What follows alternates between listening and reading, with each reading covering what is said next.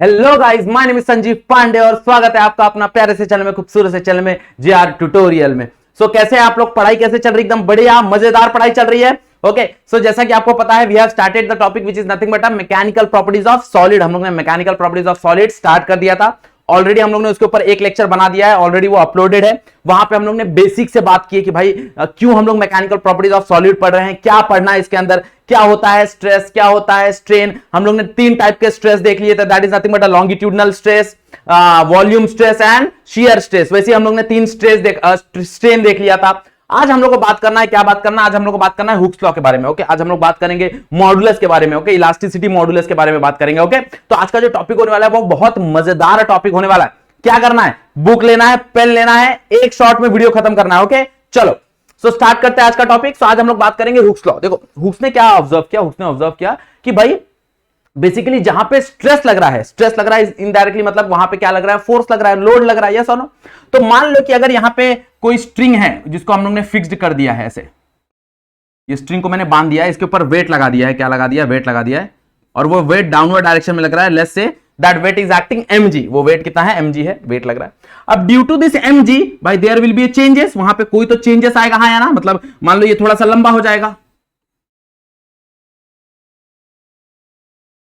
क्या हो जाएगा? थोड़ा सा देखो इलोंगेशन हो जाएगा, ये इलोंगेशन हुआ। अब जैसे मैं ये वेट हटा दूंगा, ये वापस अपने ओरिजिनल पोजीशन पे चला जाएगा, जैसा ना। अब अगर मैं वेट बढ़ाऊंगा तो ये जो इलोंगेशन है ये थोड़ा बढ़ जाएगा। देखो, अगर मैंने वेट ऐड किया भाई, इतना वेट ऐड किया तो इतना इलोंगेशन, वेट बढ़ाऊंगा तो इलोंगेशन भी बढ़ेगा। मतलब कहीं ना कहीं जो स्ट्रेस है वो डायरेक्टली प्रोपोर्शनल है स्ट्रेन के साथ। और यही कहानी दिया किसने? यही कहानी दिया हुक्स ने। हुक्स ने क्या बोला? With in elastic limit, okay, it state that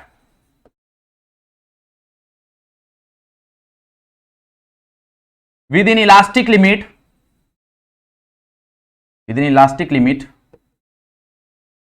it states that within elastic limit the stress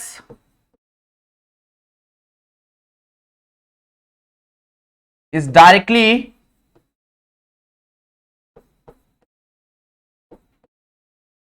proportional to strain। मतलब ये स्ट्रेस है डायरेक्टली प्रोपोर्शनल है किसके साथ? स्ट्रेन के साथ।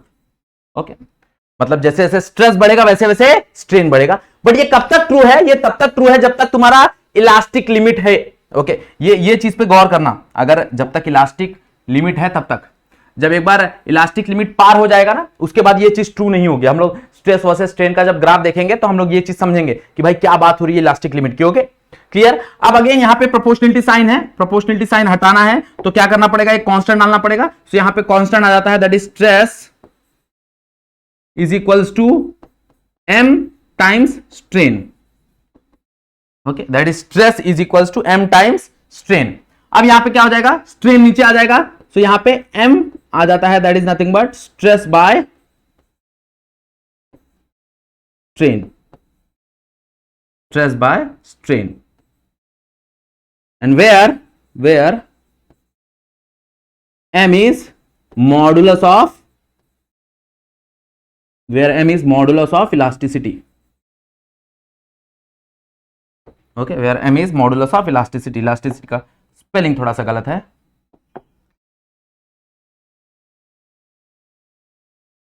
ओके, m क्या है? m है modulus of elasticity which is nothing but stress by strain. Clear? अब यहां पे देखो, मॉडुलस ऑफ इलास्टिसिटी को कैसे डिफाइन कर सकते हैं? हम लोग डिफाइन कर सकते हैं, it is the ratio of stress to the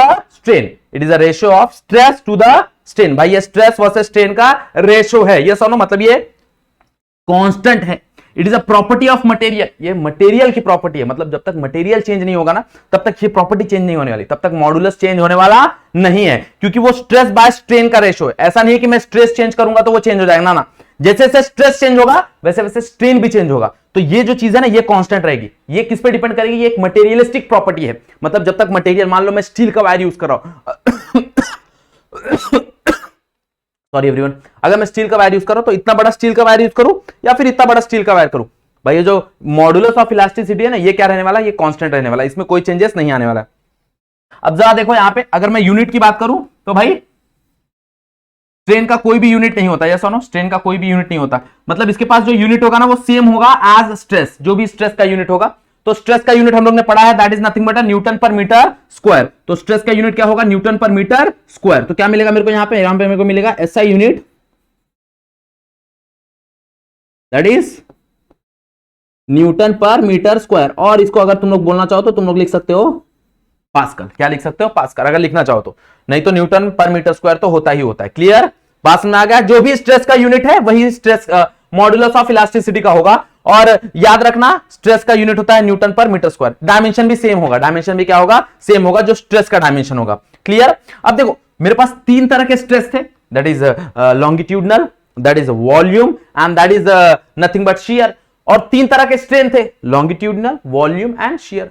तो अगर तीन तरह का स्ट्रेस है, तीन तरह का स्ट्रेन है, तो मॉड्यूलस भी तो तीन तरह का होगा ना, यस और no.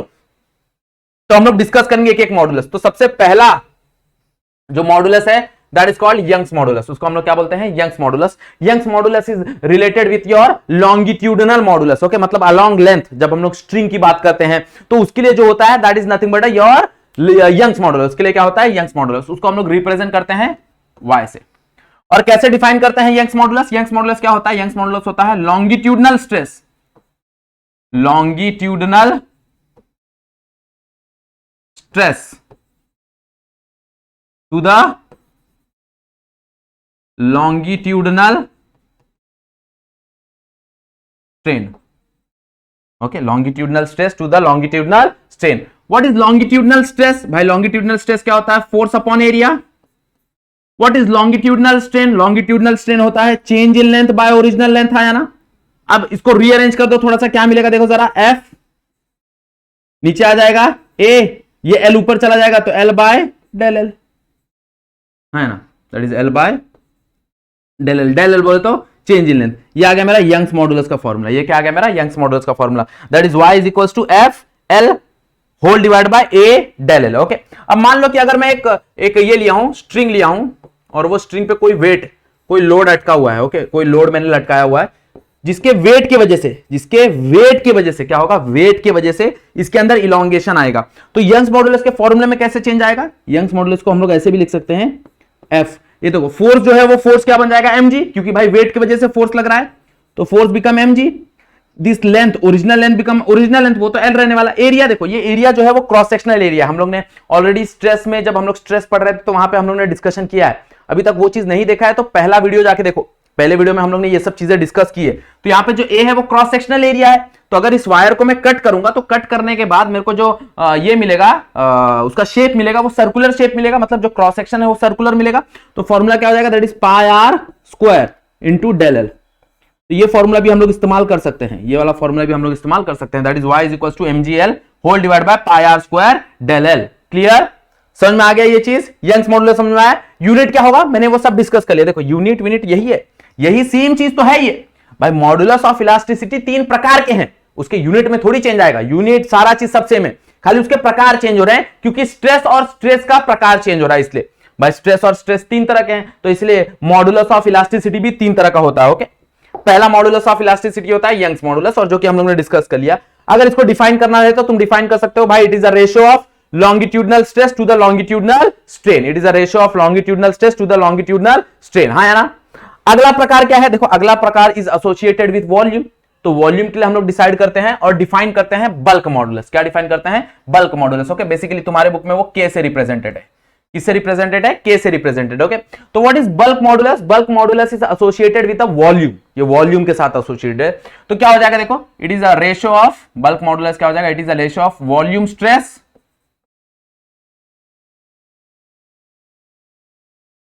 to the volume strain, to the volume strain by volume stress divided by volume strain, that is nothing but a bulk modulus। ये क्या है, बल्क मॉड्यूलस, ओके। अब वॉल्यूम स्ट्रेस क्या ही होता है जरा याद करो, पहला वाला चैप्टर देखो, पहला वाला ये देखो, लेक्चर देखो, पहला वाला वीडियो देखो, तो तुमको समझ में आ जाएगा वॉल्यूम स्ट्रेस क्या होता है। भाई वॉल्यूम स्ट्रेस होता है change in pressure. Volume stress मतलब क्या ही होता है, चेंज इन प्रेशर। और what is volume stress, volume strain का हम लोग ने फॉर्मूला पढ़ा है, that is change in volume divide by original volume, हाँ या ना। अब इसको थोड़ा सा रीअरेंज करो, यहां पे माइनस साइन था, माइनस साइन क्यों था मैंने बताया था, माइनस साइन सिर्फ इसलिए है भाई, वो बता रहा है कि मेरा जो वॉल्यूम होगा वो प्रेशर अप्लाई करने के बाद क्या होगा, कम होगा, that volume always decreases, so that's why यहां पे माइनस है, दैट्स व्हाई यहां पे क्या है, माइनस है। ओके, अब ये v को ऊपर लेके चलो, तुमको फॉर्मूला मिलेगा k is equal to minus v dp by dv। क्या फॉर्मूला मिलेगा, dp बाय dv। और ये माइनस साइन क्या बता रहा है भाई, माइनस साइन बता रहा है कि वहां पे क्या हो रहा है, जो वॉल्यूम है वो डिक्रीज हो रहा है, वॉल्यूम क्या है, डिक्रीज हो रहा है, सिर्फ इसलिए माइनस साइन आ रहा है। ओके, अगर मैग्नीट्यूड में देखने जाऊं, only in terms of magnitude,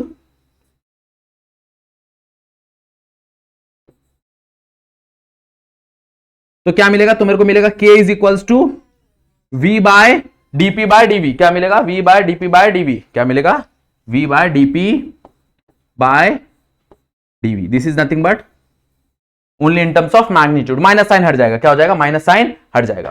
clear, बात सुन आ रही है एवरीवन, हाँ या ना, समझ में आया बल्क मॉडुलस क्या होता है।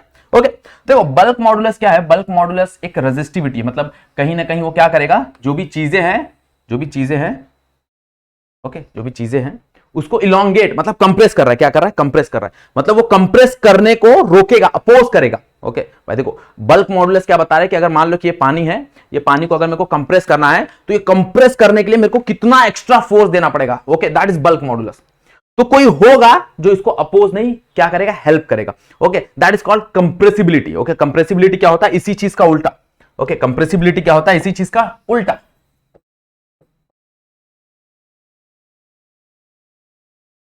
कंप्रेसिबिलिटी, ओके, कंप्रेसिबिलिटी का मतलब क्या होता है कि भाई reciprocal of bulk modulus, reciprocal of bulk modulus मतलब C is equals to 1 by K, C is equals to 1 by K, इसका ही रेसिप्रोकल हो जाएगा। तो मतलब फॉर्मूले में क्या चेंजेस आ जाएगा, देखो जरा फॉर्मूले में चेंजेस आ जाएगा, that C is equals to 1 by V।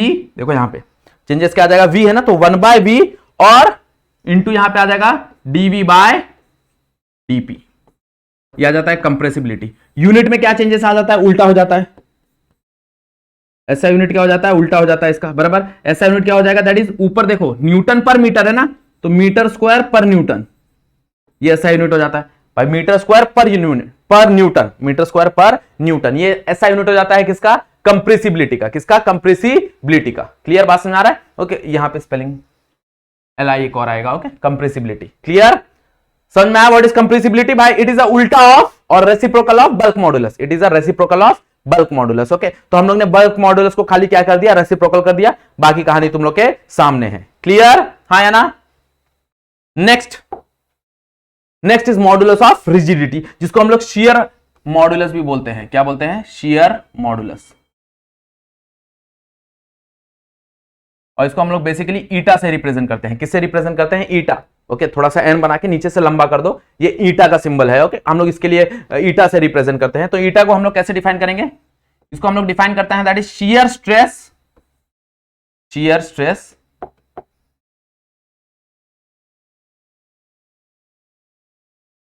Divide by shear strain, shear stress divide by shear strain. Okay, clear, बात समझ आ गई भाई। ईटा कैसे डिफाइन होगा, shear stress by shear strain, क्योंकि शियर की बात हो रही है। अब शियर स्ट्रेस का फॉर्मूला क्या था, that is force upon area, और शियर स्ट्रेन क्या था, शियर स्ट्रेन एंगुलर चेंज था, यस और नो, मतलब यहां पे क्या आ जाता है, थीटा। हम लोग ने ऑलरेडी देखा हुआ शियर स्ट्रेन क्या होता है, थीटा।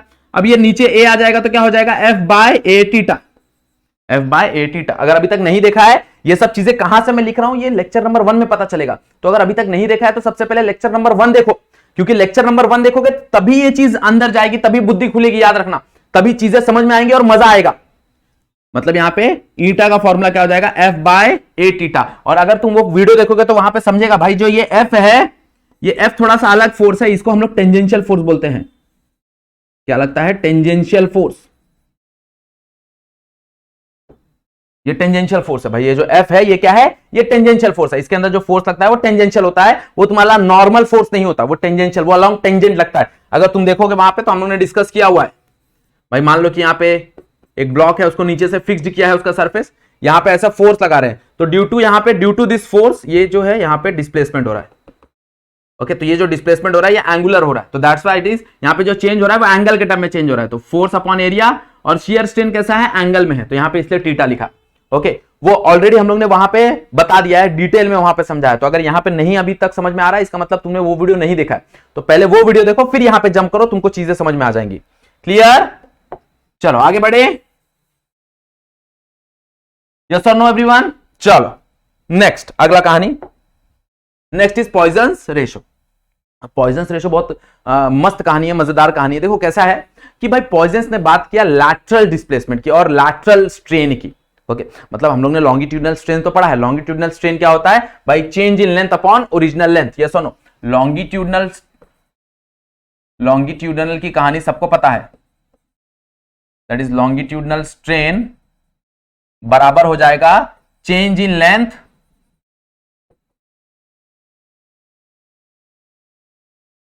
Upon original length. हाँ या ना? Change in length upon original length, ये कहानी है। Change in length upon original length. Okay, ये हमको पता है। बट अगर ध्यान देंगे हम लोग, अगर मैं इस चीज को खींचूं, इसके ऊपर लॉन्गिट्यूडनल स्ट्रेस लगाता हूं, तो ये इसके अलोंग लेंथ तो चेंज आएगा ही, बट इसके डायामीटर के अलोंग भी चेंज आएगा। मतलब भाई फोर्स के परपेंडिकुलर भी चेंज आने वाला है। ओके, मतलब मान लो कि यहां पे अगर मैंने एक रॉड लिया है, अब इस रॉड पे मैंने फोर्स लगाया। क्या किया? फोर्स लगाया, इसको मैंने खींचा, दोनों जगह से फोर्स लगा के खींचा, मान लो F फोर्स लगाया, तो क्या होगा? इसके लेंथ में तो चेंजेस आएगा, इसके लेंथ में तो चेंजेस आएगा, साथ में इसके डायामीटर में भी चेंजेस आएगा। अलोंग डायामीटर भी इसमें चेंज आएगा। तुम लोग ने देखा रहेगा कि भाई जब कभी भी तुम लोग रबर को या फिर किसी स्ट्रिंग को घींचते हो तो उसका लेंथ तो बड़ा होता है, बट साथ में डायामीटर भी पतला होता है। सर देखो डायामीटर में भी चेंज आ रहा है। मतलब ओरिजिनली ये ऐसा था, ओरिजिनली ये शेप का था, ऐसा शेप का था, बट इसको खींचा तो ये लंबा तो हुआ, बट साथ में पतला भी हुआ, मतलब इसके डायामीटर में चेंज आया। तो लैटरल स्ट्रेन क्या होता है? लैटरल स्ट्रेन होता है भाई कि the change in diameter divide by original diameter. Yes सुनो, जैसे लॉन्गिट्यूडनल स्ट्रेन है वो अलोंग लेंथ है, तो लैटरल स्ट्रेन क्या होता है? Change in diameter upon original diameter. तो यहां पे अगर हम लोग देखने जाए, यहां पे अगर हम लोग देखने जाए तो क्या कहानी मिलेगी? देखो जरा, इस चीज को थोड़ा सा साइड में रख देते हैं, कोई प्रॉब्लम नहीं है।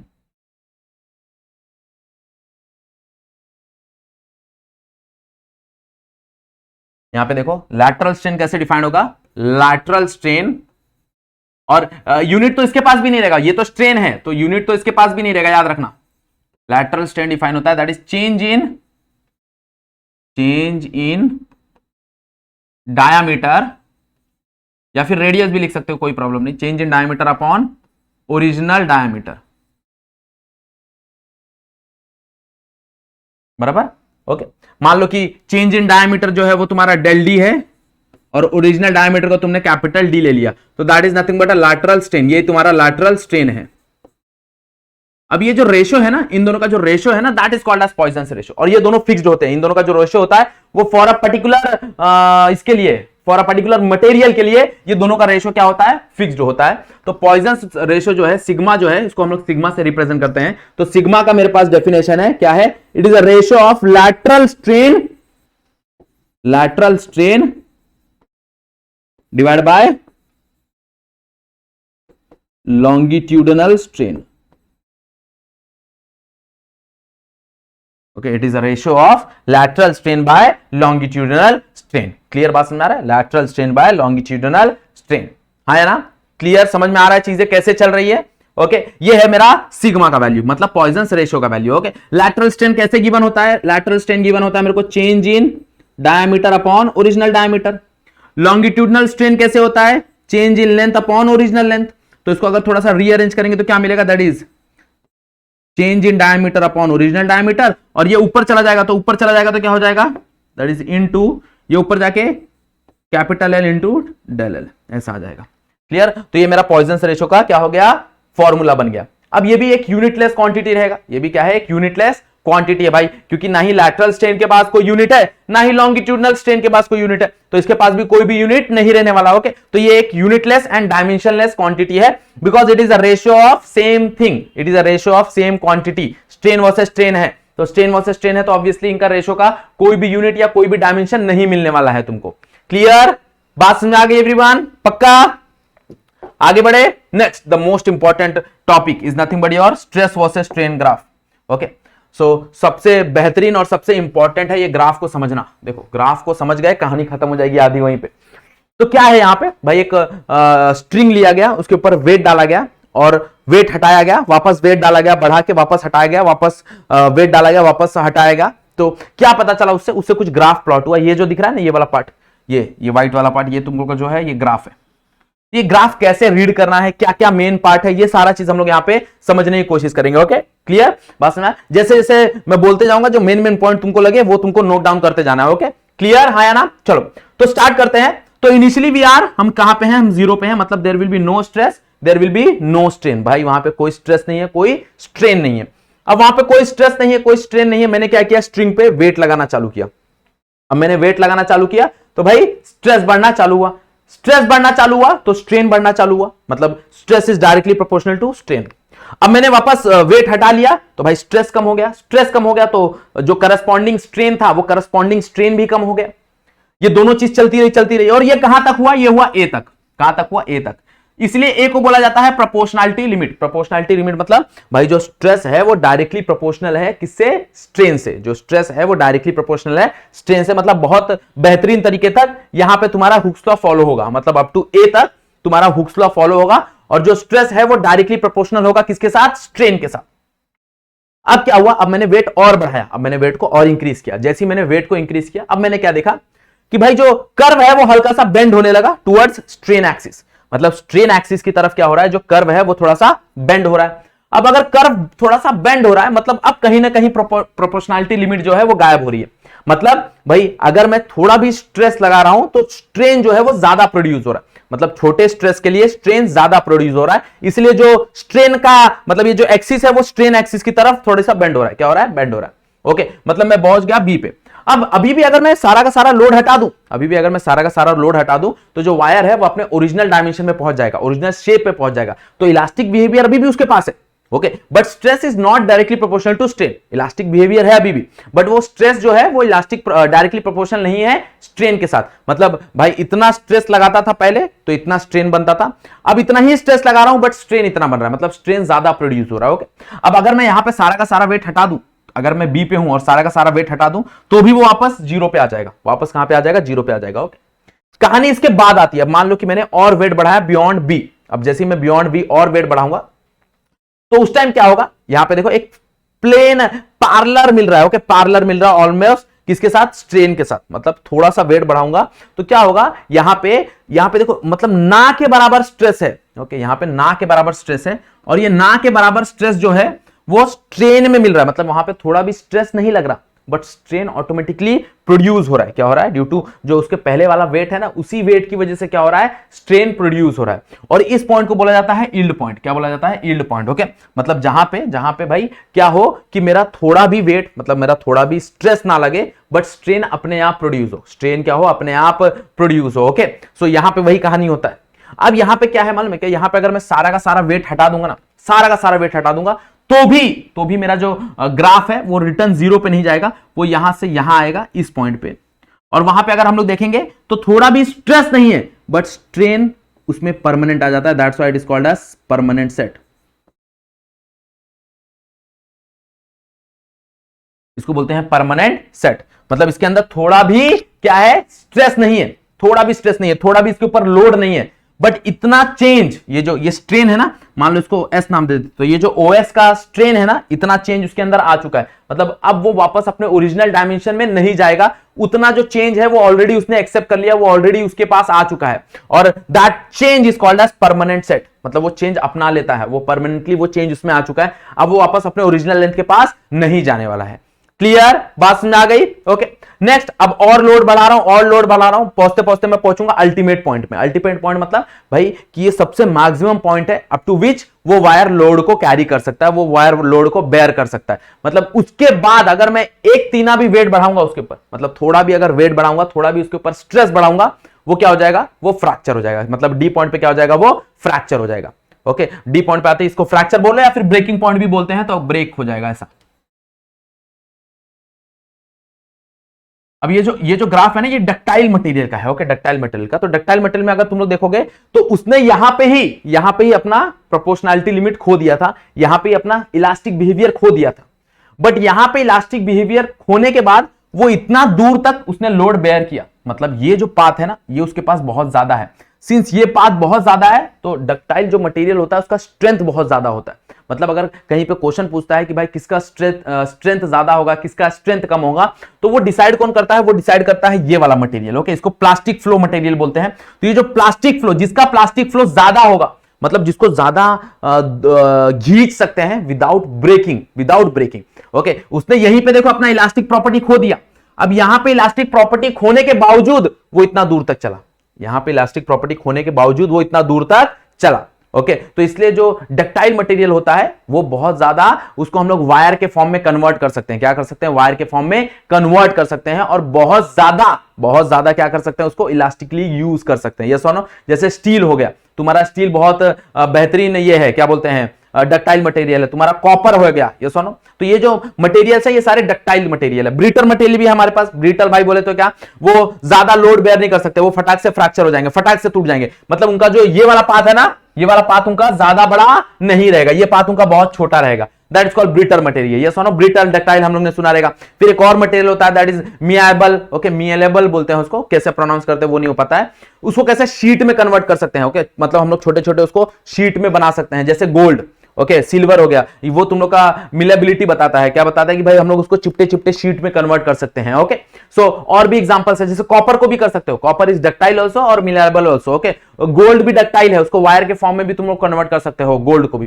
तो ऐसे कहानी है भाई, on the basis of this graph अलग अलग टाइप्स के मटेरियल है। अब एक जो मटेरियल है ना, ये तीन मटेरियल तो हम लोग ने ऑलरेडी सुना हुआ है। डक्टाइल हम लोग ने सुना हुआ है, हम लोग ने ब्रिटल मटेरियल ऑलरेडी सुना हुआ है, हम लोग ने मिलिएबल मटेरियल ऑलरेडी सुना हुआ है। एक जो मटेरियल है वो हम लोग ने नहीं सुना, दैट इज कॉल्ड इलास्टोमर।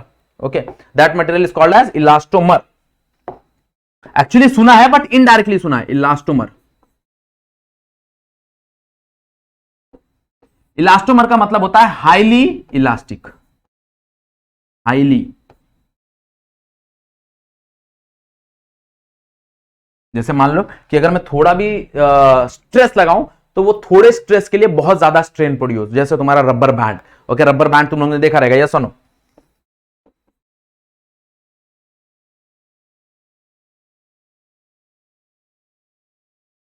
जो तुम्हारा रबर बैंड है, वो रबर बैंड में अगर तुम लोग हल्का सा भी फोर्स लगाते हो, मतलब हल्का सा स्ट्रेस लगाते हो, तो ड्यू टू दैट हल्का सा स्ट्रेस क्या होता है, वहां पे बहुत ज्यादा स्ट्रेन प्रोड्यूस होता है। ये सुनो, बहुत कम बोलते हैं ना, एकदम हल्का सा स्ट्रेस लगाओ, वो हल्के से स्ट्रेस की वजह से क्या होता है, बहुत ज्यादा स्ट्रेन प्रोड्यूस होता है। ये सुनो, मतलब क्या होगा, व्हाट इज इलास्टोमर? इलास्टोमर मतलब मटेरियल लाइक जहां पे छोटे स्ट्रेस के लिए बहुत ज्यादा स्ट्रेन प्रोड्यूस हो। क्या हो? छोटे स्ट्रेस के लिए बहुत ज्यादा स्ट्रेन प्रोड्यूस हो, that material is called as elastomer. उसको क्या बोलते हैं? इलास्टोमर। और वैसे जो मटेरियल होते हैं ना, वो मटेरियल एक फिनोमिना शो करते हैं, that phenomena is called as elastic hysteresis. क्या बोलते हैं उसको? Elastic hysteresis. अब इलास्टिक हिस्टेरिसिस क्या होता है, देखो अगर तुम लोग ध्यान दोगे तो इलास्टिक हिस्टेरिसिस में अगर हम लोग देखने जाए ना, तो रबर बैंड को ऐसे खींचो, तुमने स्ट्रेस लगाया, भाई स्ट्रेस लगा तो obviously due to that stress उसके अंदर स्ट्रेन आएगा। अब रबर बैंड को छोड़ दो, जब तुम लोग रबर बैंड को छोड़ दोगे तो तुमने स्ट्रेस हटा दिया। स्ट्रेस हटाने के बाद वो जो रबर है वो डायरेक्टली अपने ओरिजिनल पोजीशन पे नहीं आएगा, वो पहले इतना तो फटाक से आएगा, उसके बाद वो धीरे धीरे धीरे धीरे वापस अपने ओरिजिनल पोजीशन पे आएगा। ओरिजिनल पे आएगा जरूर, बट जिस स्पीड से वो इलास्टिक हुआ था उसी सेम स्पीड से वापस अपने ओरिजिनल शेप में नहीं आएगा। तुम लोग ने देखा, ओके, घर पे जाके करना, अगर रबर बैंड होगा उसको खींचना, ओके, खींच के उसके बाद छोड़ देना, तो देखना वो फटाक से इतना आएगा, उसके बाद ओरिजिनल आने पे थोड़ा सा और टाइम वो लेगा। तो ये जो लैग हो रहा है ना, ये जो लैग हो रहा है, जो स्ट्रेस और स्ट्रेन का जो लैगिंग है ना, that lagging is called as hysteresis curve. Okay, वो लैगिंग को क्या बोलते हैं? हिस्टेरिसिस कर्व को। मतलब जो पाथ लेगा वो सेम पाथ नहीं लेगा। यहां पे देखो, जब मैं लोड इंक्रीज कर रहा था तो यहां पे देखो, ये जो पाथ है ना, ये वाला पाथ है लोड इंक्रीज करते टाइम। बट जब मैं लोड डिक्रीज कर रहा था, मतलब जब मैंने लोड हटा दिया, जब मैंने रबर को छोड़ दिया, तो ओरिजिनल पाथ लेते टाइम वो सेम जगह से नहीं आया, वो नीचे से आया, मतलब यहां से आया। मतलब उसकी जो एनर्जी है थोड़ी सी लॉस हुई। क्या हुई? एनर्जी थोड़ी सी लॉस हुई, वो इन टर्म्स ऑफ हीट बाहर निकलती है। तो यहां पे उसका जो ये देखोगे, ये ग्राफ जो है वो सेम ग्राफ पे नहीं आया, सेम पाथ पे नहीं आया, ऐसा कुछ लूप बना के आया, and this loop is called as hysteresis loop. इस लूप को क्या बोलते हैं? Hysteresis loop. क्लियर? बात समझ में आ गई एवरीवन? पक्का? ओके, कहानी समझ में आया क्या है हिस्टेरिसिस कर्व? ओके, चलो बहुत बढ़िया। ओके सो आज हम लोग ने क्या किया, आज हम लोग ने कंप्लीट किया हमारा मॉडुलस। ओके बहुत इंपॉर्टेंट चीज है, बहुत इंपॉर्टेंट टॉपिक है और वो हम लोग ने यहाँ पे कंप्लीट कर दिया। ओके इसके बाद का टॉपिक है हमारे पास बचा हुआ है स्ट्रेन एनर्जी, हमारे पास बचा हुआ है हार्डनेस और हमारे पास बता हुआ है फ्रिक्शन। ओके तो हम लोग क्या करेंगे भाई, नेक्स्ट टॉपिक नेक्स्ट लेक्चर में हम लोग क्या करेंगे, वो सारा वीडियो बना के वो भी खत्म कर देंगे। ओके और जैसे ही ये चैप्टर खत्म होगा we will start with sound. हम लोग क्या करेंगे, फटाक से साउंड में स्टार्ट करेंगे, क्योंकि हमारा साउंड मतलब पार्ट 1 का हमारे पास एक ही चैप्टर बचा हुआ है, दैट इज साउंड। तो जैसे ही हम लोग साउंड खत्म कर देंगे फिर we will move on the जो लास्ट के 2 चैप्टर बचे हुए हैं वो हम लोग कंप्लीट करा देंगे। ओके क्लियर, मतलब मान लो ना मोस्टली ये मार्च एंड तक, मार्च बोल रहा हूं फैब एंड तक we will try to complete your syllabus, physics का पूरा सिलेबस हम लोग फैब एंड तक कंप्लीट करने का कोशिश करेंगे। क्लियर, बात समझ में आ गया एवरीवन, पक्का? चलो बहुत बढ़िया। ओके सो अगर यहां तक वीडियो देख लिया तो क्या करना है, वीडियो को लाइक करना है, यस और नो। ओके चैनल पे फर्स्ट टाइम आए तो चैनल को सब्सक्राइब कर लेना, बेल आइकन दबा देना। तुम लोग को पता है कि भाई अगर वीडियो आए तो तुमको पता चलना चाहिए, नोटिफिकेशन जाना चाहिए। ओके चलो सो अगर कुछ डाउट है तो कमेंट सेक्शन में पूछ सकते हो, या फिर मैंने इंस्टाग्राम का आईडी दिया हुआ है, वहां पे तुम लोग जाके मुझे डाउट पूछ सकते हो, कोई प्रॉब्लम नहीं है। ओके चलो सो आज का वीडियो यहीं पे एंड करते हैं, आज के लिए बस इतना ही। That's it for today, thank you so much.